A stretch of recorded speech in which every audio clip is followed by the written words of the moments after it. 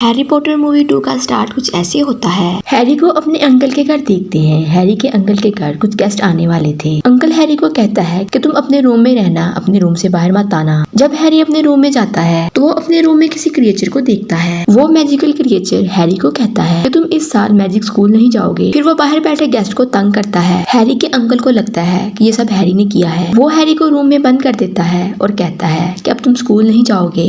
Harry को window से fly करते हुए कार नजर आती है। उस कार में रोन अपने भाई के साथ होता है। रोन हैरी को अपने साथ अपने घर ले जाता है और हैरी भी इसके घर जाने को रेडी होता है। घर जाके रोन की मदर रोन से कहती है कि अपने स्कूल जाने से पहले तुम अपनी सारी बुक्स इकट्ठी कर लो। रोन की मदर इन्हें मैजिक मार्केट में जाने को कहती है। मार्केट में पहुंचकर हैरी गुम हो जाता है। इस मार्केट में जायंट आदमी मिल जाता है। वो जायंट आदमी हैरी को एक शॉप पर छोड़ देता है। शॉपकीपर हैरी को बुक फ्री में दे देता है। अब ये सारे मैजिक स्कूल जाने के लिए स्टेशन पर पहुँचते हैं। इस बार रोन का भाई और उसकी सिस्टर इसके साथ स्कूल जा रहे हैं, लेकिन हैरी और रोन से इनकी ट्रेन मिस हो जाती है। हैरी और रोन इस फ्लाइंग कार में बैठकर जाते हैं। रास्ते में वो कार एक दरख्त में फंस जाती है। ये जैसे ही कार से नीचे गिरते हैं, कार इनको छोड़कर चली जाती है, लेकिन किसी भी तरह करके स्कूल पहुंच जाते हैं। स्नैप हैरी और रोन को कहता है कि हमारा मैजिक स्कूल सबसे छुपा हुआ है, कोई भी इसके बारे में नहीं जानता। वो इनसे कहता है कि तुम लोगों ने सबके सामने कार को क्यों फ्लाई किया। स्नेप कहता है कि रोन और हैरी को स्कूल से निकाल देना चाहिए। इतनी देर में मेल प्रिंसिपल और फीमेल प्रिंसिपल भी आ जाते हैं। मेल प्रिंसिपल इनको स्कूल से नहीं निकालता। फीमेल प्रिंसिपल रोन और हैरी को पनिश करती है। नेक्स्ट डे हब्बल लॉजिक की क्लास स्टार्ट होती है। ये क्लास ग्रीन ट्री हाउस में होती है और स्कूल टीचर इनको क्लास में मैजिक ट्री लगाने का मेथड बताती है। क्लास में टीचर खूबी के बारे में बच्चों से पूछती है। हरमाइन बताती है ये मैजिक बेजान लोगों पर करके उसे सही कर देते हैं। ये बहुत डेंजरस होता है, इस मैजिक की आवाज सुनने वाला मर भी सकता है।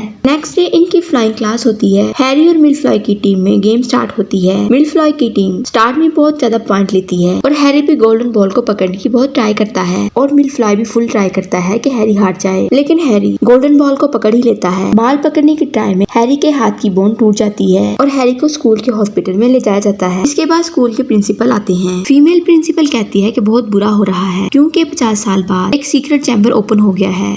ये बात हैरी सुन लेता है। हैरी हरमाइन और रोन को बताता है। हरमाइन फीमेल प्रिंसिपल से पूछती है सीक्रेट चैम्बर क्या होता है। फीमेल प्रिंसिपल बताती है कि इस मैजिक स्कूल को 4 मैजिकल फाउंडर ने मिलकर बनाया था। इनमें से 3 अच्छे थे। वो चाहते थे कि ऐसे बच्चे भी स्कूल में आए जिनके पेरेंट्स मैजिक के बारे में कुछ नहीं जानते। इनके बच्चे भी यहाँ आकर कुछ सीखें, मगर 4 नंबर वाला पार्टनर वो नहीं चाहता था कि यहाँ बच्चे आए। उसने फिर एक सीक्रेट चैम्बर बनाया और उसका नाम ड्रैगन स्नेक रखा। ये उन बच्चों पर अटैक करता है जिनके बच्चे मैजिकल फैमिली से नहीं होते। अब इन तीनों का शक मिलफ्लॉय पे जाता है। वो भी ऐसे बच्चों को पसंद नहीं करता। ये तीनों एक ड्रिंक बनाने का प्लान बनाते हैं। फिर ये ड्रिंक बनाते हैं और इसे पीते हैं ताकि वो मिलफ्लॉय के फ्रेंड में चेंज हो सके। रोन और हैरी मिलफ्लॉय के फ्रेंड बनकर इसके पास आते हैं। तब इनको पता चलता है कि सीक्रेट चैम्बर मिलफ्लॉय ने नहीं ओपन किया और डे बाय डे अटैक ज्यादा हो रहे थे और कंडीशन भी ठीक नहीं थी। इस बार हरमाइन पर अटैक होता है जिससे वो बेजान हो जाती है। हैरी इस बारे में रिसर्च करता है ये कौन है। फिर इसको ख्याल आता है कि वही जायंट आदमी होगा, उसने ही सीक्रेट चैम्बर ओपन किया था। इसका पता लगाने के लिए हैरी और रोन जायंट के पास आते हैं। जायंट इनको अभी बताने ही वाला था कि वहाँ पर स्कूल के प्रिंसिपल और मिलफ्लॉय के फादर आते हैं। उनके साथ एक और मैजिशियन होता है। इनको देखते ही रोन और हैरी इस मैजिकल कोर्ट में छुप जाते हैं। मिलफ्लॉय का फादर कहता है कोई बहुत ज्यादा अटैक स्कूल पर कर रहा है, आप लोगों को इस बात की खबर ही नहीं है। मिलफ्लॉय का फादर स्कूल के प्रिंसिपल से कहता है आपके बस में नहीं है। मिलफ्लॉय का फादर कहता है जो मैजिशियन मैं अपने साथ लाया हूँ आप इसको प्रिंसिपल बना दें। इससे ये पता चलता है कि जायंट पर सिर्फ इल्जाम था। ये जाने लगते हैं तो जायंट जाते हुए हैरी और रोन को बोल देता है कि तुम लोग मकड़ियों का पीछा करो, तुम्हें सब पता चल जाएगा।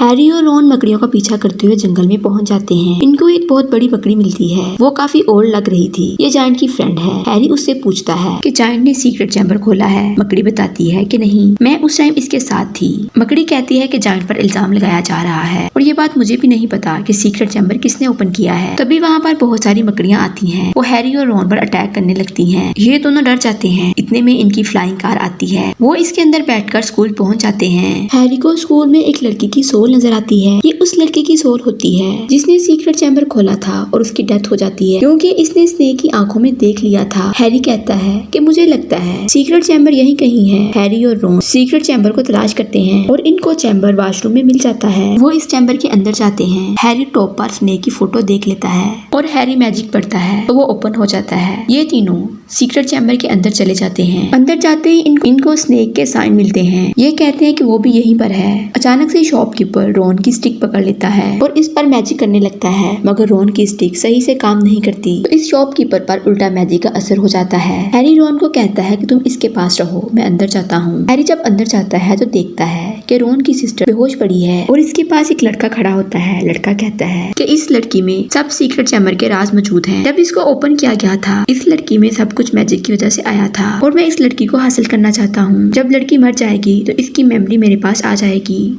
और फिर मैं पावरफुल बन जाऊंगा।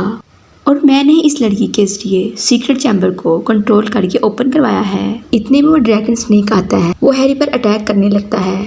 अब किसी भी तरह स्कूल के प्रिंसिपल को इन्फॉर्म हो जाता है। वो ईगल को बेचता है। ईगल साथ में तलवार भी लाता है। ईगल स्नेक की आंखों पर अटैक करता है। हैरी मैजिकल स्वॉर्ड का यूज करके स्नेक को मार देता है और इसका दांत निकाल लेता है।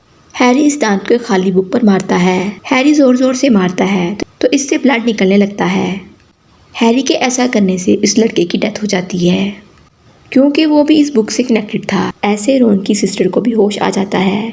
हैरी उससे पूछता है कि आप ठीक हो। इस पर वो लड़की कहती है कि हाँ मैं ठीक हूँ। अब स्कूल के प्रिंसिपल हैरी और रॉन को बुलाकर इनका थैंक्स करते हैं। आप लोगों की वजह से हमें रिजाइन नहीं देना पड़ा। अब सबको पता चल जाता है कि सीक्रेट चैम्बर को खोलने वाला कौन था और वो जाइंट भी इल्जाम से बच जाता है। अब दिखाया जाता है विल्फ्लॉय का फादर आता है। वो प्रिंसिपल से कहता है तुमने अभी तक रिजाइन क्यों नहीं किया। इस पर उसे प्रिंसिपल बताता है पता चल गया है कि किसने सीक्रेट चैम्बर को ओपन किया था। जब पता चल गया है तो मैं रिजाइन क्यों करूँ। हैरी देखता है कि विल्फ्लॉय के फादर के साथ जो क्रिएचर होता है वो हैरी के घर पर आया था ये बताने के लिए कि तुम इस साल स्कूल में एडमिशन ना लेना।